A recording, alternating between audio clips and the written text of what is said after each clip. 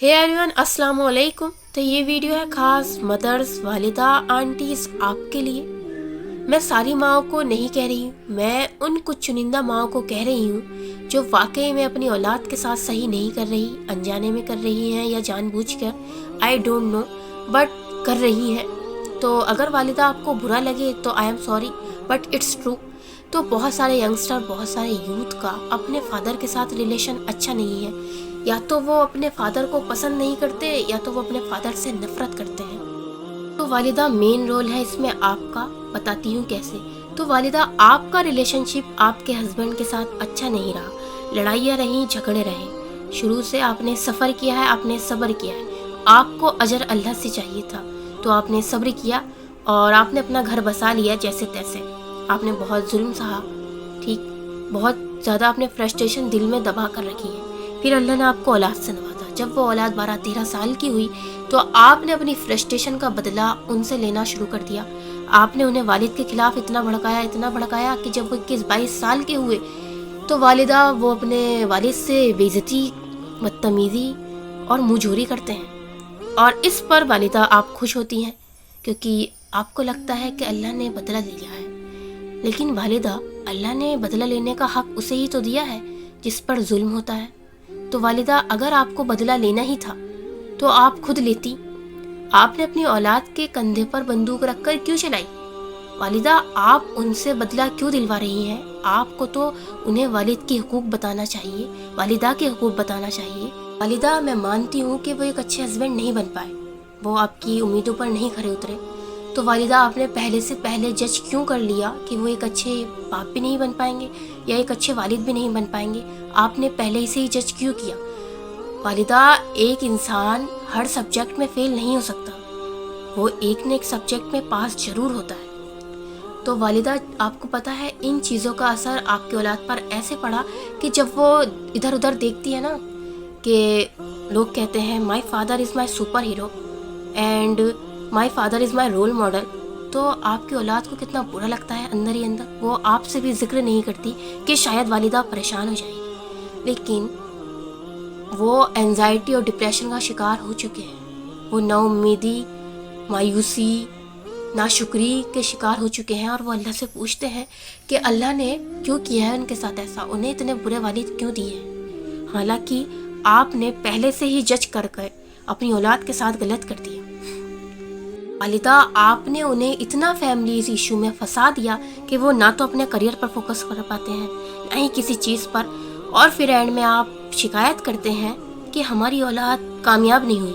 क्या आपने उन्हें कामयाब होने के लिए मेंटली प्रिपेयर किया? नहीं किया। आपने हमेशा उन्हें मेंटली डिस्टर्ब रखा है, तो वो कैसे सक्सेसफुल हो जाते, कैसे वो क्या करते, बताइए आप। और मुझे तो ये समझ में नहीं आता, जिसे देखो बस वालिदा के हुकूक बताता है। हाँ, वालिदा के बहुत हुकूक है, लेकिन साथ साथ वालिद के भी तो हुकूक बताइए।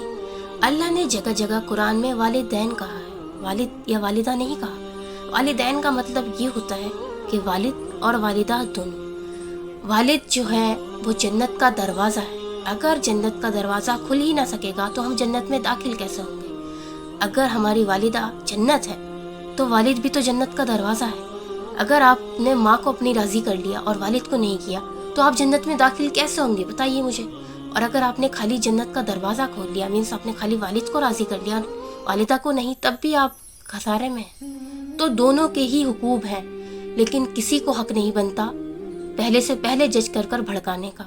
वालिदा, आपने ये किया है और अब आपका फ़र्ज़ बनता है कि अगर आप ये कर चुकी हैं अनजाने में, तो आप इस रमज़ान अपने बच्चों का और अपने हस्बैंड का रिलेशन अच्छा करा दें, क्योंकि ये सबसे बड़ी नेकी का काम है। और डियर यूथ, आप, अल्लाह ने जगह जगह कुरान में कहा है, ए मोमिनो अक्ल से काम लो। तो अक्ल यूज़ करने के लिए हर मसले में कहा है, चाहे वो फैमिली इश्यूज़ क्यों ना हो। और आपको पता है आप पपेट बन चुके हैं, मतलब अपनी अक्ल नहीं इस्तेमाल कर रहे हैं। लेकिन इंसान को अल्लाह ने अफजल रखा है क्योंकि उसे इल्म अता किया है, उसे अक्ल अता की है। फरिश्तों और जिन्नातों से उसको अफजल रखा है अक्ल के बेसिस पर। अगर आप अपनी अक्ल नहीं यूज़ करेंगे तो फिर आप पपेट हैं, आप इंसान नहीं हैं। जब आपकी वालिदा आपको कुछ बता रही थी या आपको कोई भी कुछ बताए तो आप कैसे मान लेते हैं कि वो 100% सही होगा? रॉन्ग भी तो हो सकता है। ہاں مان لیتے ہیں چلیں 75% وہ صحیح ہے، 25% تو آپ کے والد بھی ٹھیک ہوں گے۔ اگر آپ کی والدہ 75% صحیح ہے تو 25% آپ کے والد بھی صحیح ہے۔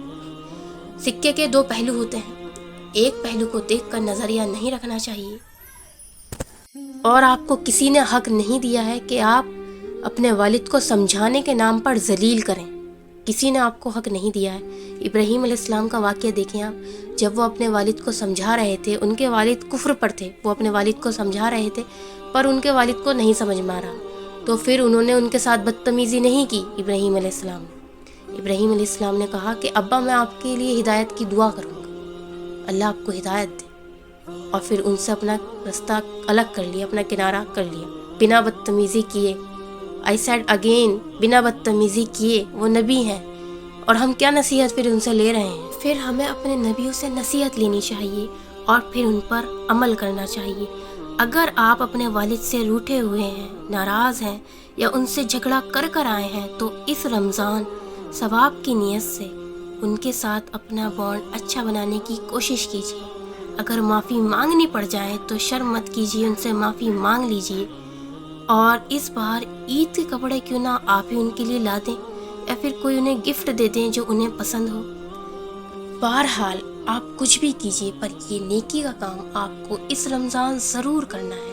کیا پتہ اس نیکی کے بدلے اللہ آپ کو اتنا اجر دے جو آپ سے سنبھلے بھی نہ سنبھلے۔ کیا پتہ اس نیکی کا اجر اللہ آپ کو ایسا دے کہ آپ کے والد ایسے ہی بن جائیں جیسے آپ چاہتے ہیں یا پھر جیسا والدہ چاہتی ہیں۔ اللہ ہمیں اپنے والدین کی خوب ادا کرنے کی توفیق دے، آمین۔